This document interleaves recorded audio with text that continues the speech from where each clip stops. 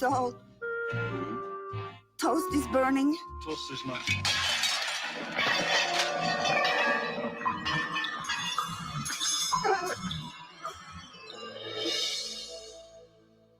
Every time she has a seizure, she smells something burning. Now, if we can provoke that smell by probing the surface of the brain, we'll find the source of the seizures. Mrs. Gold, do you feel anything? I can see the most wonderful lights. And now what do you feel? Did you pour cold water on my hand, Dr. Penfield? Now what? Oh, What is it, Mrs. Gold? burnt toast. Dr. Penfield, I can smell burnt toast. Dr. Wilder Penfield. He cured my seizures and hundreds more. They say he drew the roadmap of the human brain. We just called him the greatest Canadian alive. Okay, so that was like my favorite. I don't know what it is with me and my brother and Dr. Penfield. I can smell burnt toast. You know what I mean? We all for years, like to this day, I can say that to him, and there'd be a chuckle. You know what I mean? There's something about that one I don't know. They are so dramatic. They're all so dramatic, so badly acted. You know what I mean? But that's not the point. That is not the point. The point is, as a little kid, we all learned about Dr. Penfield, whose work went on to, help the entire world with doing like operations on the brain that helped seizures and stuff. Who the fuck knew? Who the fuck knew?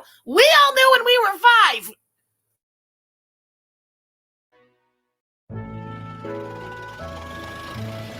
So you'll be fighting in France tomorrow, huh? Well, good luck, Captain Colbert. Oh, and you can be sure we'll take very good care of the bear. You are noting that it's the official mascot of the 2nd Canadian Infantry Brigade? Yes, sir. So long, Winnie. You be a good girl while I'm gone. Why Winnie, sir? From my hometown, Winnipeg. Oh, Daddy, I just love Winnie. Couldn't we take him home with us? Christopher Robin, I'll tell you what I'll do. I'll write some stories about Winnie, and Mr. Shepherd here will draw some pictures. Oh, Daddy, let's call him Winnie the Pooh. Why Pooh, son? I don't know, just Winnie the Pooh. And that's how a young Canadian soldier's bear inspired 4 volumes of stories and verse that still sell millions of copies around the world. Okay, be honest. Besides the Canadians, because we all fucking knew this. We grew up with this Heritage Minute. Who knew that Winnie the Pooh was Canadian? That's such a random thing. Yeah, Winnie is Canadian. Eh? Winnie from Winnipeg, Manitoba. Who knew?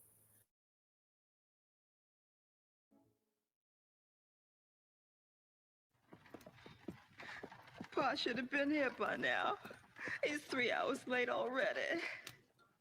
Pa ain't gonna make it! One of them slave catchers got him. Something must have happened. I just know Liza, you both made it past the border yesterday. We've all done this before. He's our pa. He'll be here. Come, let's pray. No more praying. Liza!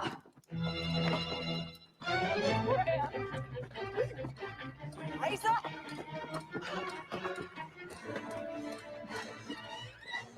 Between 1840 and 1860, more than 30,000 American slaves came secretly. Oh, come on. The ads are playing now. We just started 17 minutes ago. Okay, we're waiting. There's no girls left behind on this. No, they're fries. This isn't YouTube. No fries left behind on this one. Did he make it? Well, we're going to find out when the ads are over. We're pausing. We're left on a cliffhanger. Remember that they play this for children during Saturday morning cartoons. Assume he made it. Just saying. Will we know? We will know. Oh, yeah. Oh, yeah, you gotta. Listen, if you're of a certain age Canadian, you know about the Heritage Minutes, Get G Fuel? What? No, fuck G Fuel. Barbie and Shark movie. Okay, that's good. Add 3 of 3. Okay, we wait. Insane. Have y'all seen Barbie? I haven't seen Barbie, but I want to see Barbie. I'm curious. They're done? Okay.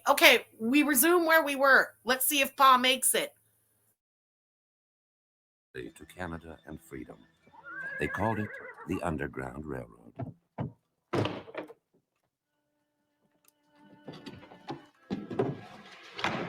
Lisa! We're free! Yes, Mom, we're in Canada!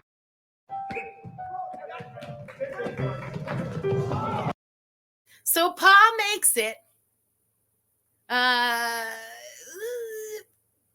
But they leave out of that Heritage Minute. However, it is further down the road in the video in a what do you call it? Contemporary Heritage Minute, acknowledging the fact that Canada also had slavery.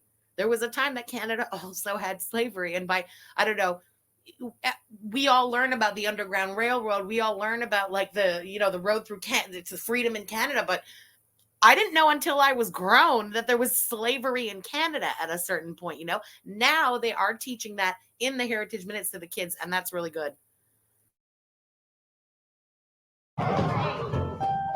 Frank! Frank! No, Frank, don't carry it. Dribble it. Dribble it. Frank, dribble it. Frank, shoot. Is this some kind of Canadian joke, sir? I mean, I know you're the instructor and everything, but we can't carry the ball. How can we get a decent shot at the peach basket? All right. Maybe we can allow a carry of a couple of steps. And Mr. Naismith, sir, it sure slows things down having to climb up here every time. Well, then let's cut the bottom out of the basket. Ah, but I need these baskets back.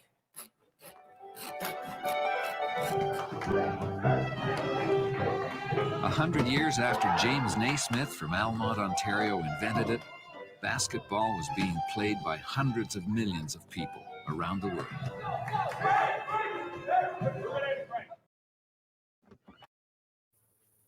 I'm not a sport person like that, but I would have never known like a Canadian invented I almost said baseball, basketball. Hey, what? What do you mean Canada's taken ours? You have it now, but we invented it, or a Canadian invented it anyway. Invented it in the States, but a Canadian invented it in the States. Ladies and gentlemen, I will endeavor to describe the feeling on this ship. The American ship is just trailing the Bluenose. Angus should never have agreed to this last race. She's too old. Eddie!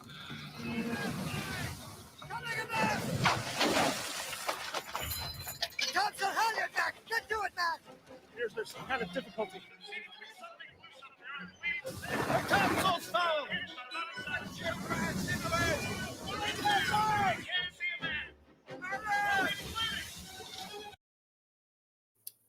Is there a hockey Heritage Minutes coming up? You know there is, girl. Come on, this is Canada. Just once more, old girl, and you can rest.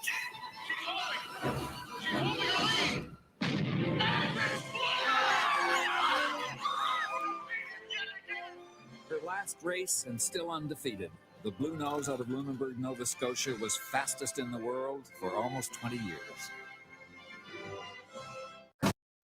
And that Bluenose thing is the boat that's on our 10-cent coin in Canada. The Bluenose.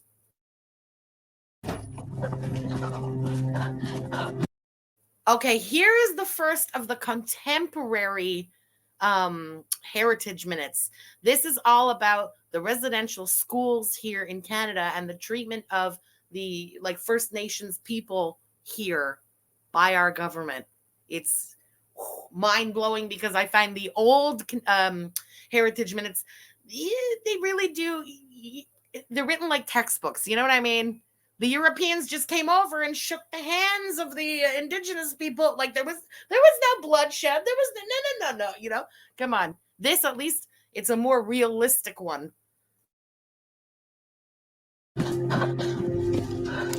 Johnny wanted to go back home. It was 1,000 kilometers away. They forced him to go to the Indian residential school. More than 150,000 of us children had to go. They wanted to change us. Our Father in heaven, hallowed be your name. Hallowed be your name. Thy kingdom come, Thy kingdom come. Thy will be done. Thy will be done. Kill the Indian and the child. It's been called cultural genocide. I survived residential school.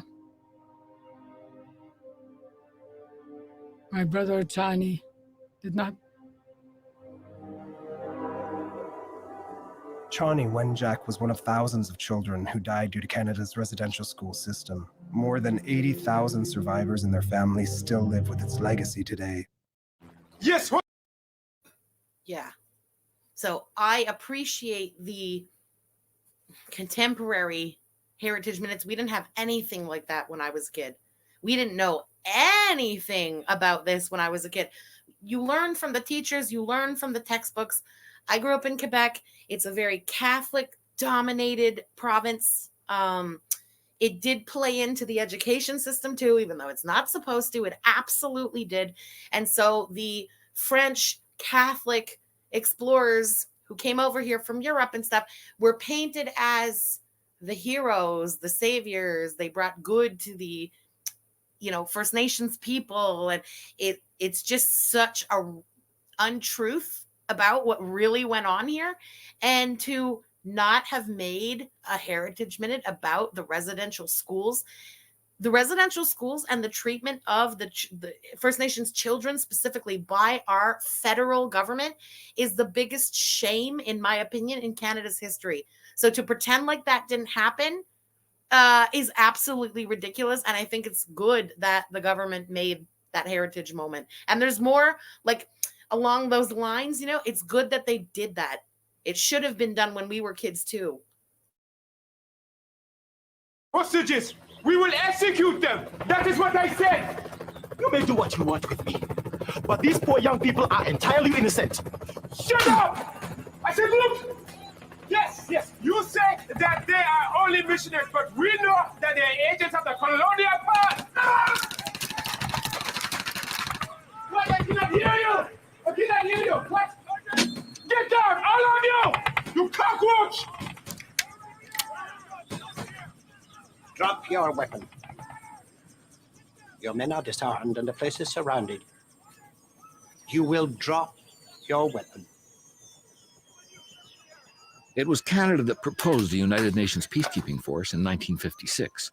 General Jacques Dextraz of the Royal Fusiliers of Montreal would later become head of our armed forces. Who are you? Dextraz, United Nations Peacekeeping Force. Now, that's also a contemporary heritage minute. We did not have that when I was a kid.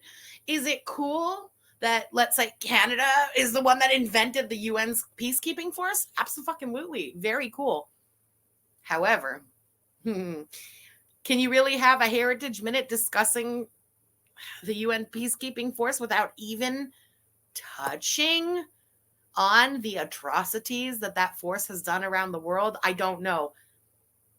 Not blaming Canada for what that, UN group has done all over the world. But I don't know if I would have made a heritage minute about it. That's all.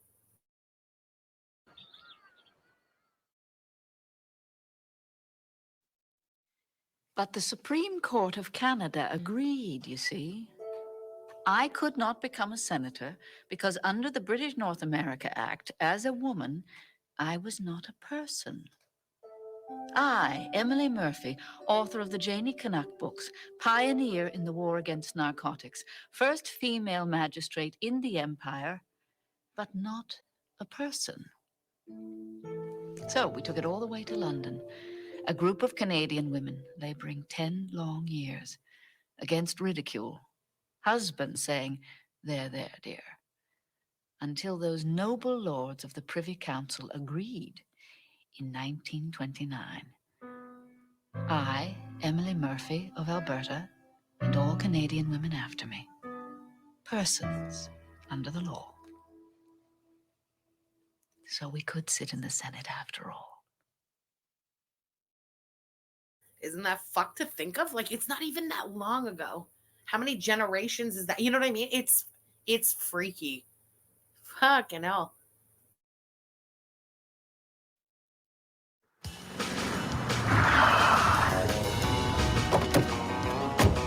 Hey, we're supposed to be at City Hall. We're gonna build it right here. Oh, yeah, sure. And give wetsuits to all the visitors? No, on the water. Hey, come on. We're talking about building something the size of 64 city blocks. And there's no land left in Montreal. So, get serious. Listen. We'll build islands. How? Dig up Montreal? They're digging a subway, remember? You take it from there, and you put it here. 12 months and 25 million tons of fill later, St. Helens Island was reshaped and Ile Notre Dame was created.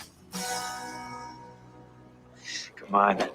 We don't want to keep Mayor Drapple waiting, do we?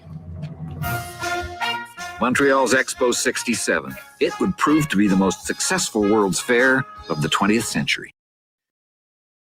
Yeah, Expo 67. Such a big thing in Montreal. There's still, well, the pavilions of all the countries are all over the city, pretty much. The American pavilion, it's right there on the islands that they were talking about that they reshaped and built out of nothing. Ile Notre Dame and what's the other one? Ile Sainte-Hélène. That's my bias. I love that place because that's where our Six Flags is. La Ronde is built on that island, you know? And like, yeah, so there's the pavilion there from the States. We have ours. It's Habitat 67. Habitat 67. It was like the Canadians pavilion, you know? It's very cool. And yeah, it was the most successful World's Fair ever, pretty much. And really got the, like, what did they say at the time? Montreal on the world map.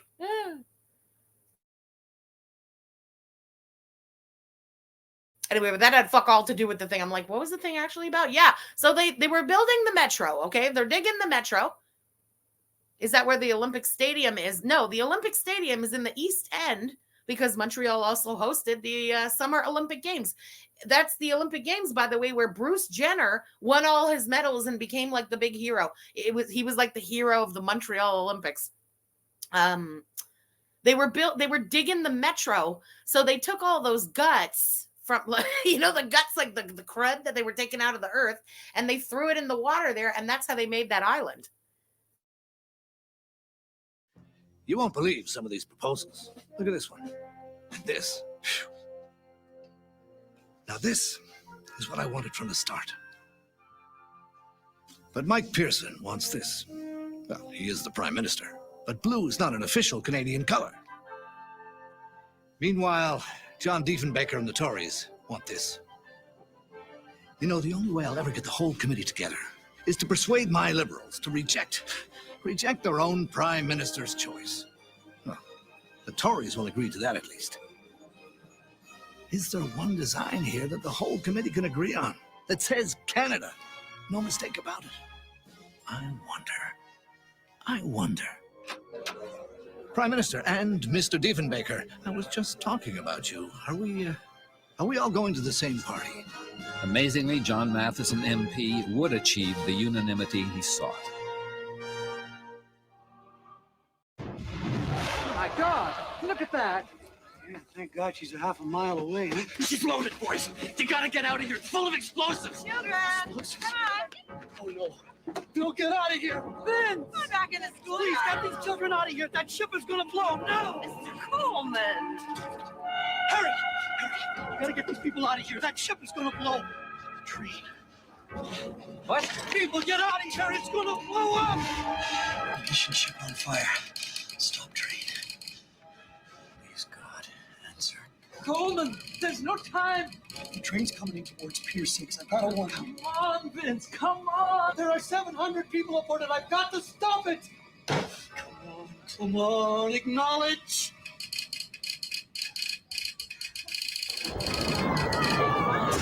Halifax was devastated.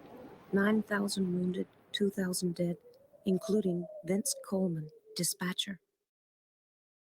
And he gave his life, of course, trying to save other people's lives. He was able to stop the train, fucking train that was coming, you know, saved so many lives, gave his own. What's most devastating about the numbers, although maybe it seems low for such a big accident, Halifax is such a tiny, tiny little place.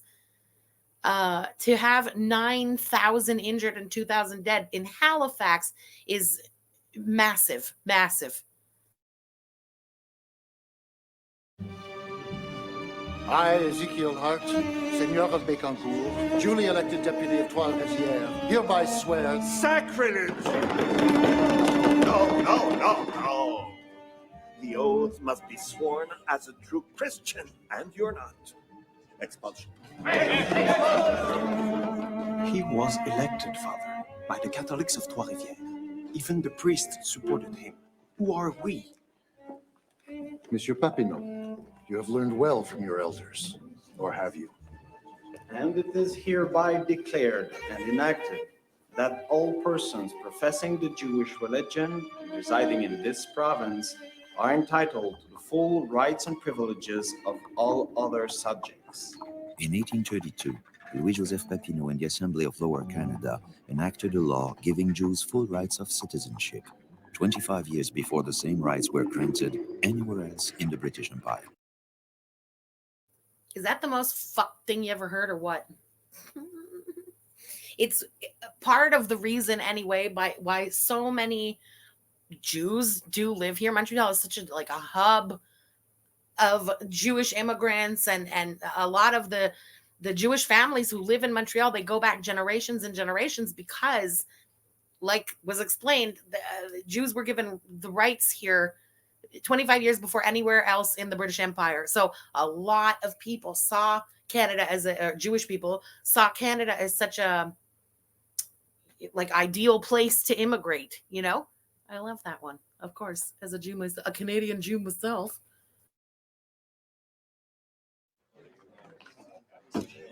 Hey, Mr. Ricky. Boys, I want you to meet someone. Outstanding athlete, the former second lieutenant in the United States Army, and your new second baseman. Hold on. Ads are playing. We gotta wait. This is a good one. And I know everybody knows about Jackie Robinson, so we gotta wait. Jackie Robinson, who of course went on to play in the States. Very, very famous baseball player, right? Started, of course, here in Montreal. I'm not biased, by the way. It's not like I picked out all the heritage minutes that are all to do about Montreal. It's just that so many of the heritage minutes have to do with Montreal, the classic ones anyway, because Montreal really was the center of the country. Montreal's where it all started from and went kind of spread from here, you know? So yeah, a lot of our heritage minutes, the history, the cultural things at the time too, they just happen to all center around Montreal, you know? Yeah, Montreal really is just that old. And I don't like to get political on this channel. We're not going to discuss it, but it goes without saying that before we had the referendums, both of them here, Montreal really was the center of Canada. Not the capital, although once it was the capital, but it was just the center. Everything in Canada happened in Montreal. And when the two referendums happened, all of the best of the English things left Montreal and went and set up shop in Toronto. So we lost a lot of what we had going on here, and it's such a fucking shame. Jackie Robinson. Hi, gentlemen. Et maintenant va tomber les Royaux. And now batting for the Royals, le deuxième but, the second baseman, Jackie Robinson.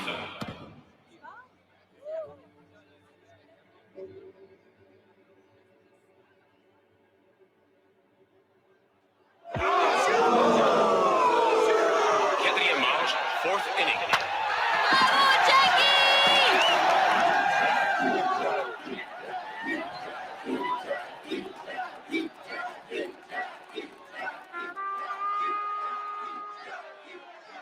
Record numbers of cheering Montrealers helped Jackie Robinson break baseball's color bar that year. He never forgot the city, but launched his journey to baseball's Hall of Fame.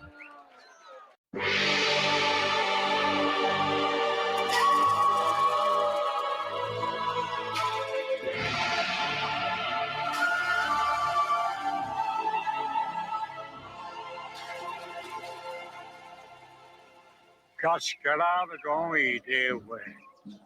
Danonto, Canadagon, and te What's he saying, Father? Commandant Cartier is saying this nation's name is Canada. Canada. Canada. Beg pardon, sir, but the word he used, I think it really means those houses down there. No, believe me, I know the word. It means nation, and Canada is its name. Kion, Canadagon. But I'm sure it means The houses, the village. And of course, that guy was right.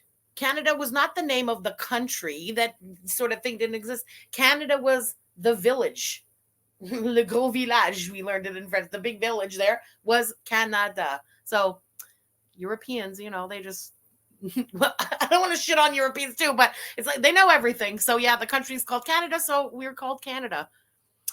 For us dumb Americans, it would be nice to hear your side of politics, either in your own country or just internationally. Okay, listen. I don't like to get political on this channel. I've said that many, many times before. However, over here on the Twitch, we do some kind of crazier stuff. You know what I mean? I have been thinking about watching a documentary over here about the referendum in 1995 specifically, because I was alive and here for that one, and old enough to really understand what was going on and be terrified as an Anglophone, an English person in Quebec, an immigrant myself, and the child of two immigrants. You know what I mean? It would be interesting, very interesting. I would so be down to watch that.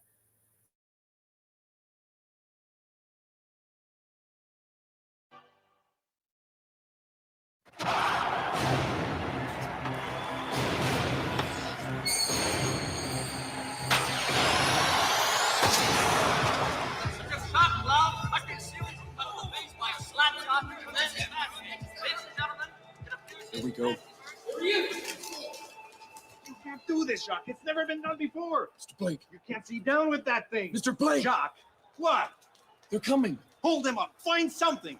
Jacques, I'm telling you for the last time. Are the Canadians finished? Is Plant coming back on the ice? Come on, give us something, will you? How many stitches? Gentlemen, please.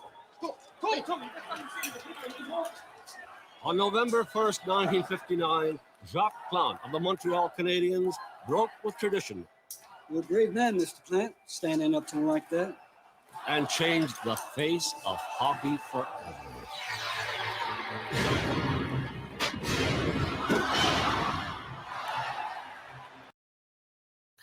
Okay, a very cool moment. Jacques Plante was the goalie of the Montreal Canadiens, one of the winningest goalies we've ever had, all right? He gets hit in the face with the puck, and it wasn't the first time he took the puck to the face. He gets badly injured and insists on wearing a face mask. And the manager of the Canadiens was talking him out of it while he's getting patched up. You know, like, you won't be able to see out of that thing and blah, blah, blah. And yeah, he literally changed the face of hockey. Every goalie after him wore the fucking face mask. He started the thing.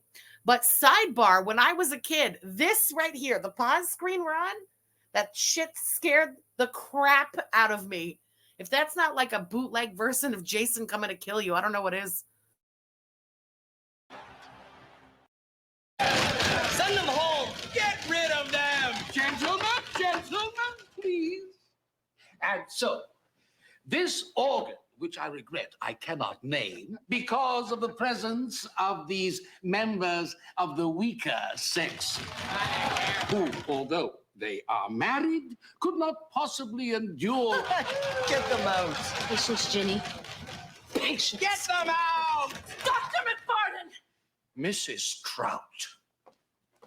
There's no place for women in a medical school. Get them out. If you do not bring this classroom under control, I am going to repeat every word of this disgusting lecture to your charming wife. My friend Jenny Trout was not the only woman to face this kind of thing in medical school, but she would become the first woman licensed to practice medicine in Canada. I never thought. Oh, this is another one of those contemporary ones. This did not exist when I was a kid, but I'm really glad they made it. I'd know that feeling. To be in love. Because for us, it was a crime. Someone had to respond to the tabloids. So I wrote letters, challenging every misconception about homosexuality. 9 homes, 7 dogs, 47 years together, and still not spouses under the law. So we took our fight to the Supreme Court. Jim Egan and Jack Nesbitt await a verdict on their fight for spousal rights. Hello.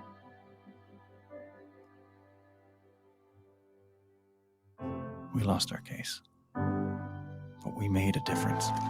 As a result of Jim Egan's case, the Supreme Court ruled that sexual orientation is protected under the Charter of Rights, a landmark victory for the LGBTQ2 community. Oh, that one makes me want to cry. I'm so glad that they made that to show the kids now. It's so fucked that we didn't have those like when we were kids. You know what I mean? What an important moment. And it did change the Charter of Rights and Freedoms. It deserved to have its moment. You know what I mean? But they just didn't do things like that when we were kids. I'm so glad they do now.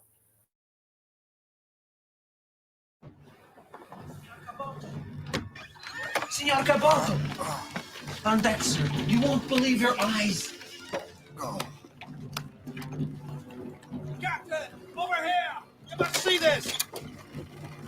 Look at the gap down there. I've never seen anything like it in my life.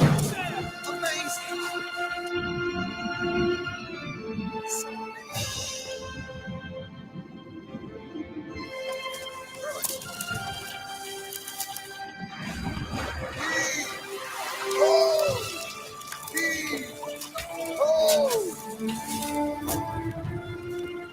Codfish, so thick they stayed the progress of our ship. Your fleets will have no further need of Iceland. Fish is enough to feed this kingdom, oh sire, until the end of time. Yeah, that was another one when I was a kid. I used to say that one to my brother too. Fish is enough to feed, oh sire, until the end of time. I love that one. And that was about the Grand Banks, when they found the Grand Banks, which is Canadian water, and used to be some of the most fish abundant places in the world. Okay. It's unfortunately not like that anymore because they let those boats that would just go, and it was like, oh God, I don't even know what they call it. It was like they rake the whole ocean and they just take everything. You know what I mean? So it was completely unsustainable and kind of killed all the abundance of fish in the Grand Banks. It's trawlers. That's the word. Thank you. They overfished the shit out of it. So now, of course, there's all kinds of protection and trying to bring it back and blah, blah, blah, but it'll never be the same. But you saw what it had the potential to be. Enough fish to feed the kingdom from now until the end of time. That could have, you know what I mean? Canadians could have been eating fish from now until the end of time.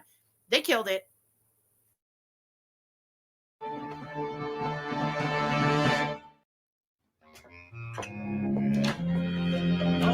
No. Mr. Humphrey, this Universal Declaration of Human Rights that you are trying to impose. Mrs. Roosevelt and I only drafted the declaration. It will be up to you and your fellow delegates to adopt or reject. But what you are proposing is that individual human rights should override a nation's legislation. Well, that the state would no longer be above the law. C'est absurde. It would compromise the very sovereignty of the Republic.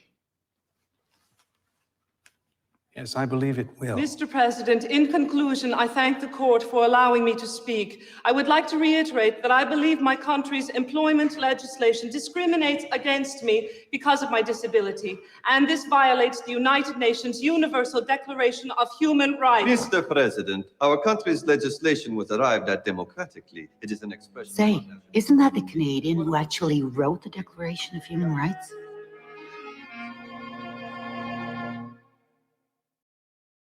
Like, again, a very cool thing, not Canada's fault that it's very seldom enforced or respected, but a cool moment that it's a Canadian who wrote it, the Declaration of Human Rights.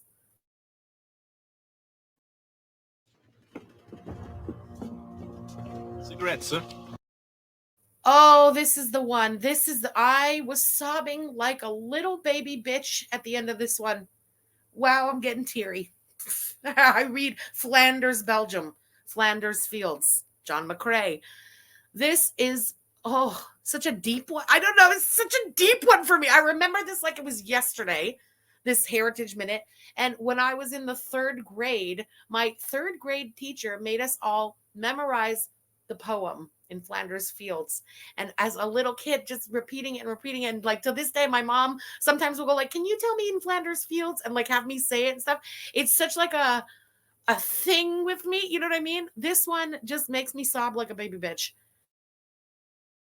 Bless you. Major John McCrae, surgeon, born and raised in Guelph, Ontario. Poppies.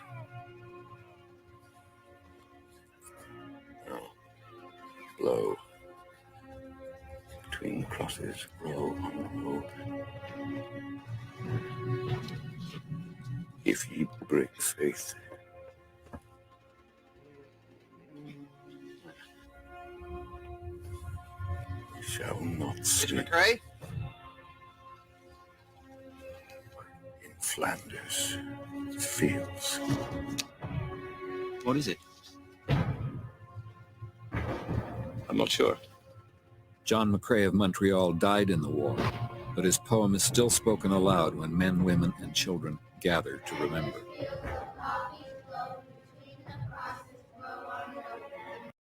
Yeah, it's such a thing here. I didn't realize it even outside of Montreal. I thought they made us kind of all memorize it because he was a Montrealer, such like a famous piece of work and from a Montrealer, you know, but I guess it's a thing that they would make kids memorize, you know. And do you guys find, because okay, I had to memorize it in 3rd grade, it has stuck with me all the like you know what I mean? You could say it off the top of your head right now, but I can't remember what I had for breakfast. But those things from like way back, it's so, I don't know, they're burned into your memory, from childhood.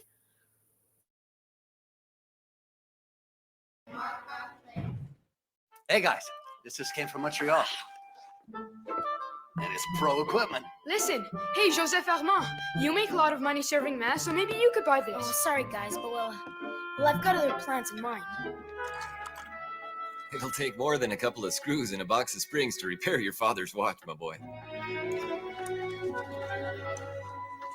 Say, Mr. Laflamme, how much do you want for this? My tools are not for sale.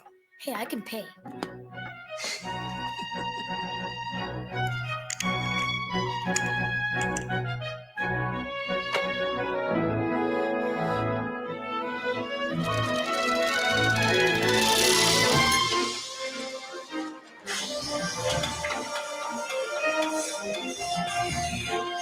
From his first experimental snowmobile to jet aircraft, Joseph-Armand Bombardier's vision would eventually circle the world, thanks to the company that still bears his name.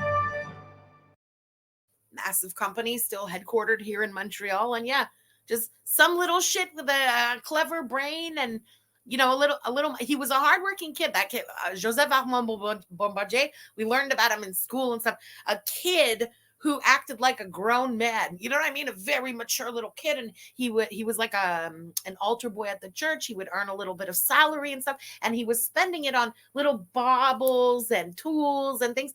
And yeah, he that's his company. He invented the snowmobile and a bunch of other shit too. Very clever guy. Zaxu, of course it's okay. So the poem, it's in Flanders Fields. Flanders is a city in Belgium. And it was a fight during World War II. John McCrae, a soldier from Montreal, wrote well, we call it a poem. He didn't even know what to call it, but the poem in Flanders Fields about the soldiers like dying on the battlefield. And it's gut wrenching when you read it.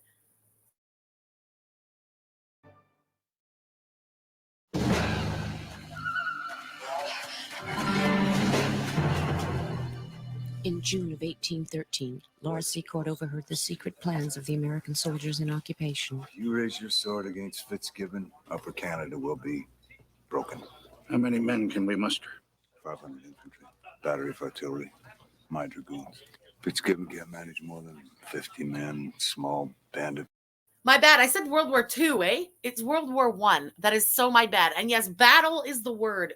Sorry, y'all. My brain is not in the game so hard today. Now that we've taken the pause, sidebar question. Laura Secord, do you guys in the States, do you guys have like Laura Secord, what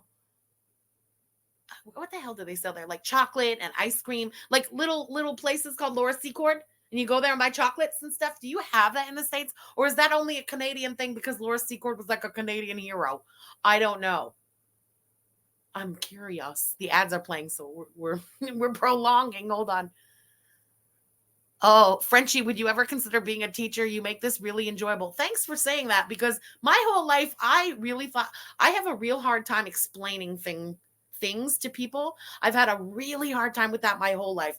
I don't think I'd be a good teacher, but I almost was one. Sliding doors. I did philosophy in university, and that was pretty much leading down the path to be a teacher. Yeah. You never heard of fucking Laura Secord in Vancouver? Canadian hero. Anyway, we're about to watch the moment, but she stopped the Americans from invading Canada. Well, just see is candy. What? Okay, wait. No Laura Secord that I know of. Interesting. Okay. Natives, not a serious resistance if you're equal to the enterprise. Pursue the advance 2 days hence.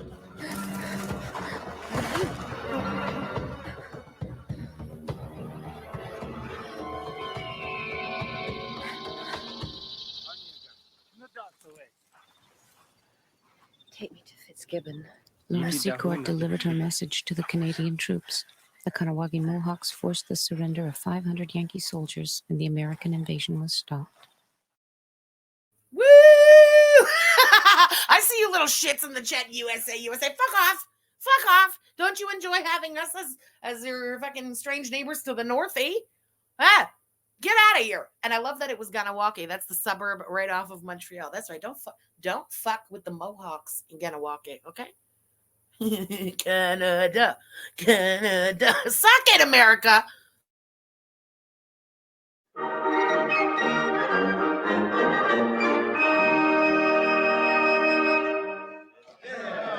Messieurs, it's not. Okay, this might be my favorite of all the heritage moments for a very political butthurt reason here. I love the fact that it is French Canadians who performed, like Québécois, who performed the first time "O Canada." Because at this point, they barely acknowledge that as the national anthem. Quebec is wild. We will discuss this more when we talk about the referendum. It has to be explained, right? But Quebec don't want anything to do with the Queen, English, England, nothing. So, "O Canada," the English language national anthem that a lot of Quebecers don't feel like they want to be part of the nation. They want their own nation. They don't like, "O Canada," just saying. And I think it's hilarious that it was a Québécois orchestra who played "O Canada" for the first time. Over. You still have the last score to do, so please take it. We're now going to rehearse the crowning touch for the Saint Jean-Baptiste Day. This score has just been composed especially for the event, so please, gentlemen.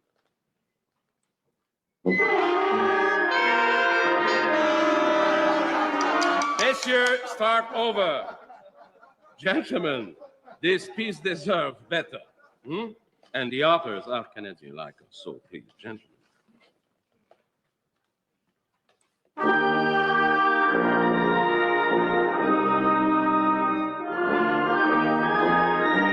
The Regimental Band of Les Voltigeurs. They gave the first public performance of a new piece by Calixte Lavallee and Basil Rouchet in Quebec City on Saint Jean-Baptiste Day, 1880. And the fact that Calixte Lavallee wrote "O Canada," Calixte Lavallee, a huge figure here in Quebec, French, of course. There's a lot of things in this city named for Calixte Lavallee, and just in the province in general. It's so hilarious to me that it was written and then performed by Québécois people first. It's fucking perfect. Oh, can we sidebar since we're talking about the anthem for a second? There's a Canadian singer called Julie Black. I'm sure Canadians know her. I'm not sure if Americans and like everyone else has heard of Julie Black. I love Julie Black, incredibly talented singer.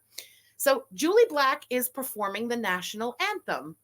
And instead of singing Our Home and Native Land, she sang Our Home on Native Land. And it caused such a fucking outrage. People were losing their shit. And like, how dare she change the words? And how dare I love it so much. When I heard that for the first time, I cried like a little baby bitch again. I love it so much. You change one word. First of all, yeah, you make the song a lot more accurate. And second of all, you give a nod to the people who literally you are on their land. Our home on native land. Who does that hurt by changing the one word? I love it so much. I wish that was the real anthem. I hope one day they change that word. It was so subtly done. The way she just did it. She's so fucking badass. I love her so much. And what a perfect thing. Our home on native land.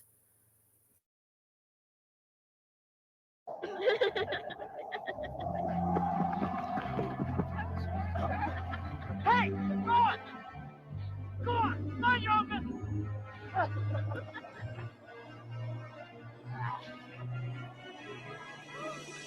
The antenna is holding, sir.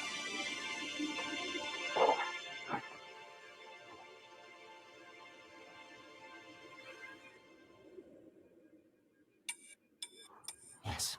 Bravo. Yes, indeed. This is going to make your world a lot different than the one I grew up in. You know where England is? Sure, it's over there. And over there is where that sound is coming from. Right, Mr. Marconi? Through the air, across the ocean. The first time ever.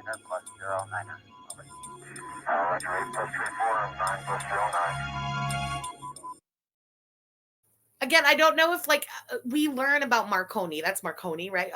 We learn about Marconi so much in Canada. I don't know if, I mean, of course, it's an important invention and stuff, but is it because it's Canadian? I don't know if that's why they push these things down our throats so much, but very cool invention. Yeah.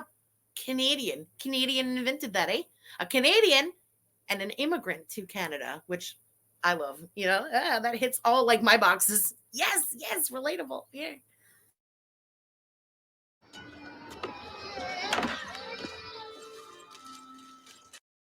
Okay, this one, I cried so hard when I edited this, just smushed all these clips together. This is the one. If you're from Quebec, this is your Heritage Minute. Diary, Zadie. Telephone. Yeah, but you told me that. Okay.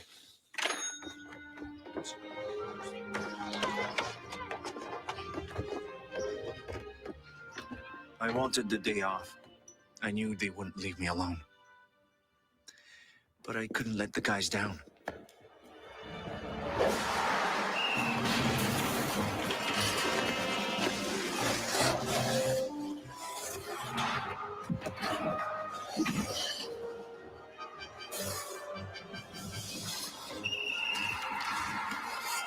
That night in 1944, Montreal beat Detroit 9-1.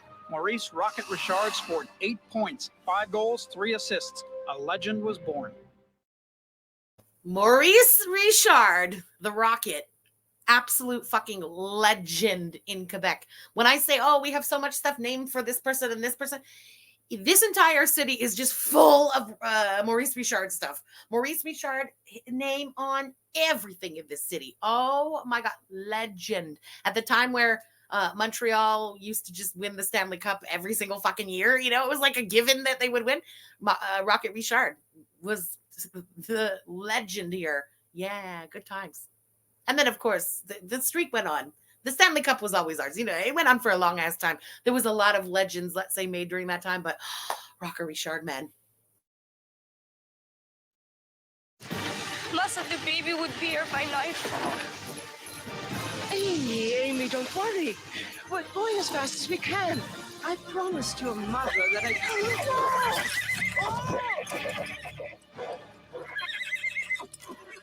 Oh my God. We'll never get there! Wait, calm down. I can't go on anymore. I'm tired. You made it all the way to my house on foot to get me. Right. It's only another mile. One more time. Push. Good girl. One more time. Push. Until well into this century, most of us Canadians were born where we lived, and the only professional hand guiding our arrival in the world was theirs, the midwife. I love that one because that was so not my like Canadian experience, you know, although most of the country is like that. So such an important moment to teach us in the big cities, you know what I mean, where nobody is born at home. But yeah, when you look at this country, it's so fucking vast. When you leave the big cities, you go an hour out of big cities, fuck yeah, everybody was born at home. Where are they going to be born? It's so, I don't know, I love that moment.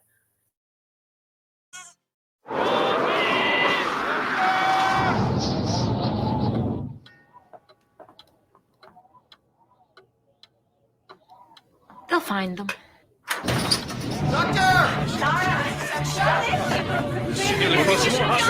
Give this little one a bed. There are no more beds. No. We'll find you someplace. And Laura wouldn't have died if this community could agree on a real hospital.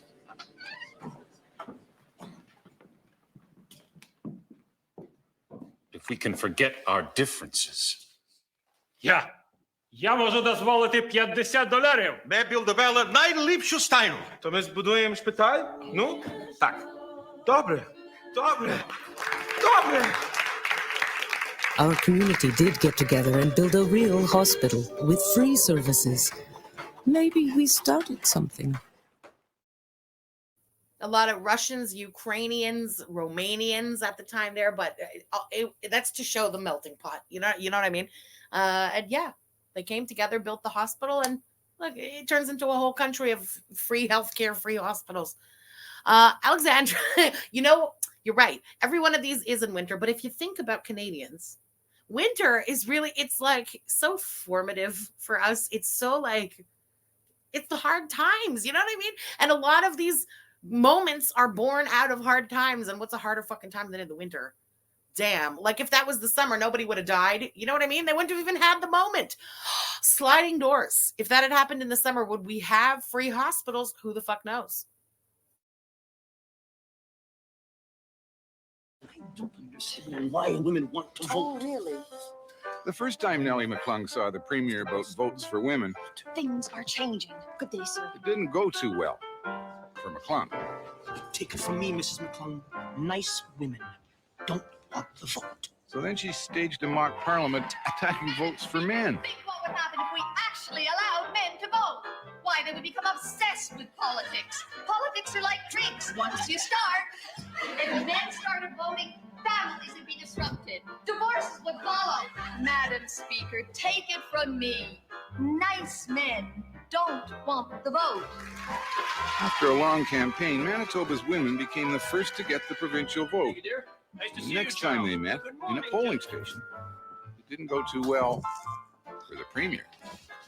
Premier Roblin, I'm sure you don't want your photograph taken with a woman who's not nice. Gentlemen. All right, who wants to earn some danger pay? Boat fare for the wife. All you have to do is go down in the tunnel with the nitro and set the charge. And my wife, you pay both? Okay, I do really good. You see.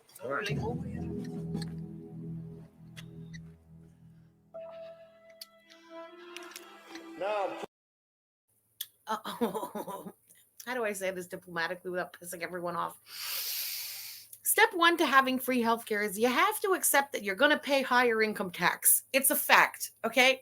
We pay high-ass income tax here. We do. We have all the social services, and we have the pretty much free healthcare and stuff. But we pay for it in another way. America, I know that I just said income tax and most of you started getting itchy. Like there's the culture of that high income tax doesn't exist in your country, and it does here. That would be step one. And most people wouldn't be down for that, unfortunately. Pour it in the hole gently, understand? Any little bump and that stuff will blow. Damn it, that's the third one we lost this month. Cochran, get another volunteer. I went back in again, but I lost many friends. They say there is one dead Chinese man for every mile of that track. Isn't that horrible? One dead Chinese man for every mile of the track. Oh, how long is that track? It's the Trans-Canada, what do you call train thing? It's got a name. Fuck, I forget what it's called. My brain is not 100% firing tonight. We have a train here, and it goes from like one ocean to the other, pretty much. You cross Canada on that bitch, okay? One dead Chinese man for every mile of the track. That's what they say. Molly Johnson. In the 1850s, many Quebec families adopted Irish orphans, their parents dead of ship's fever on the Atlantic crossing. Alors Molly, voici ton nouveau père et ta nouvelle mère. Dorénavant, tu porteras le nom fier et historique de Bélanger. Tu es maintenant une petite Canadienne, Molly. No, we have to keep our Irish name.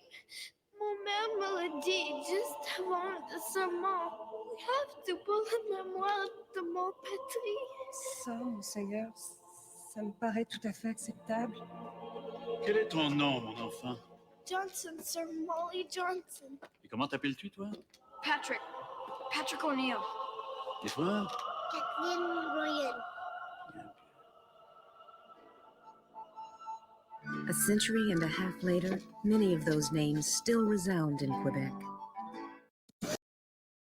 I like that Heritage Minute too. I always really did. It's so real. There's so many Quebecois people. Okay, you speak to them.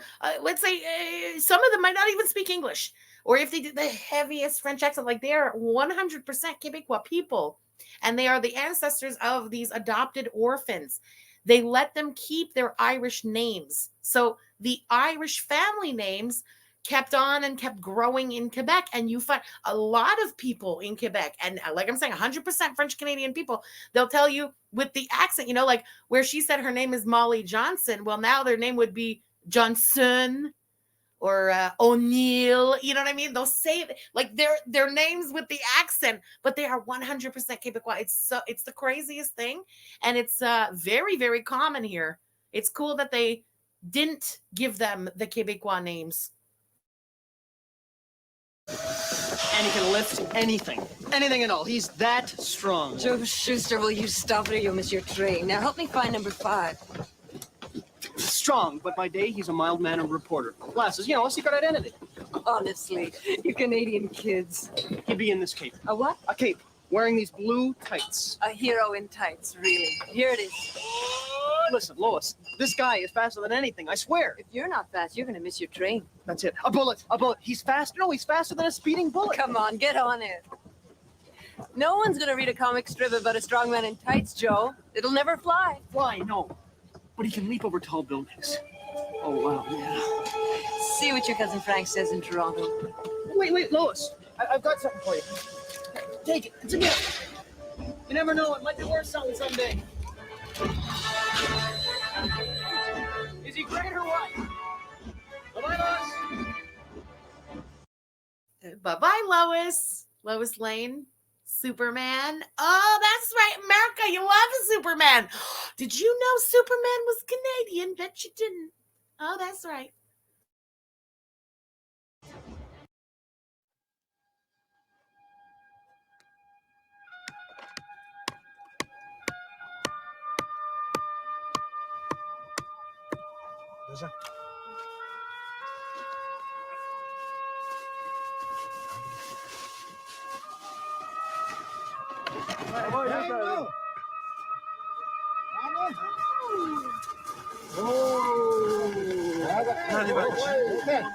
Wait. It's a ceremony?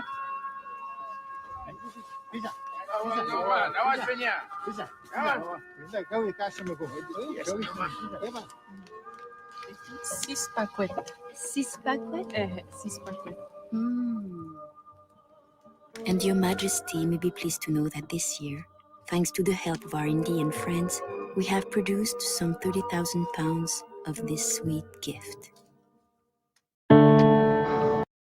Oh yeah, it's the candy, it's the culture, it's winter. We live in a place that's so like lush, fertile. Everything grows here in the summer. And then in the winter, it's like, the fuck do we do here in the winter? Oh, wait, we got the maple.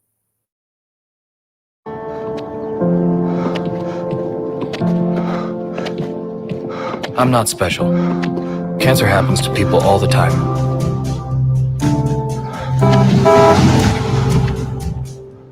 I take 1 mile at a time, 26 miles a day. I want to set an example that'll never be forgotten. Sometimes, it feels endless. But the pain I feel is nothing. I've seen little kids in so much pain. Somewhere, the hurting must stop. Terry Fox ran more than halfway across Canada to raise money for cancer research.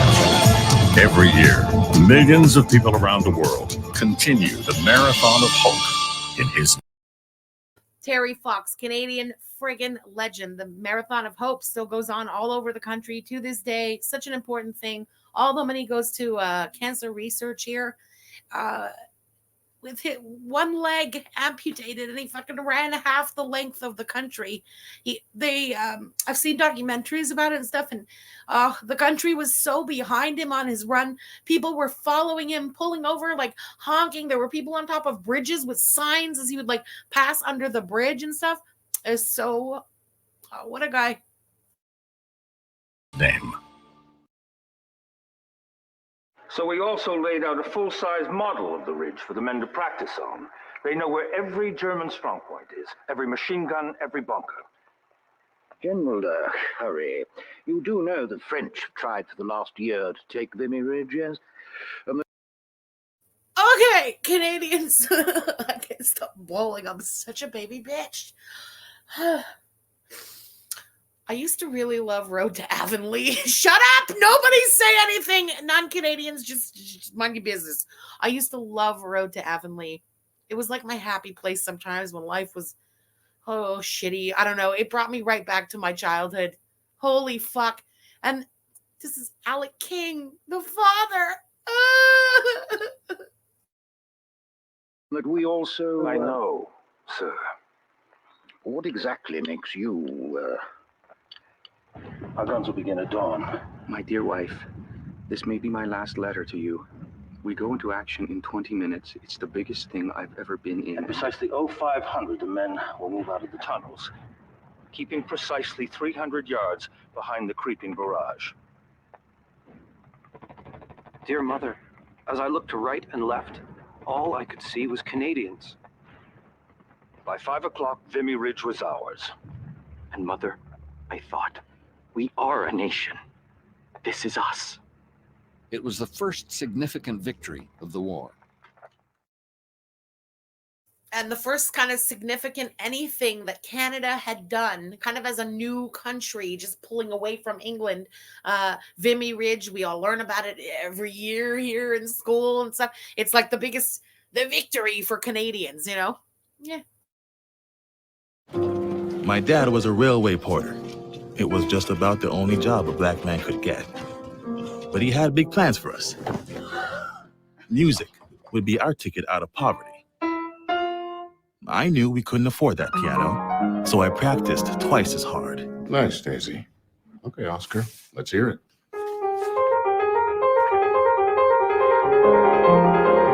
Turns out, I wasn't half bad. Then I found jazz, or it found me. It wasn't all easy, though. I faced a lot of hate, but I found my stage. They call me the man with 4 hands. Well, I don't know about that, but let's see how far this ticket takes me.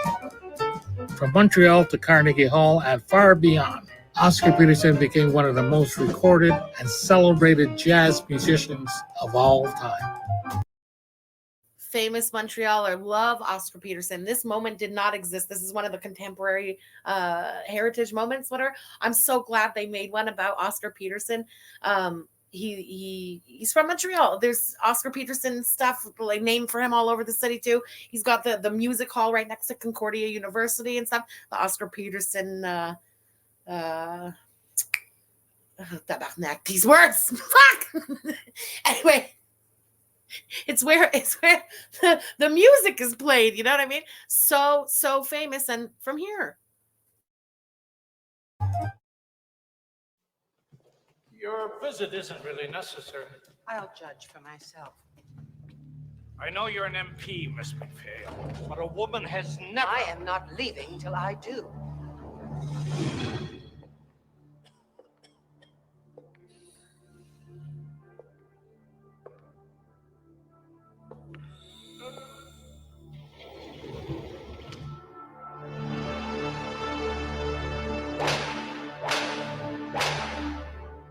How can such a society be called civilized? If those appalling conditions don't change, that prison will explode! Perhaps our lone lady member is too fragile to know what is normal in a prison.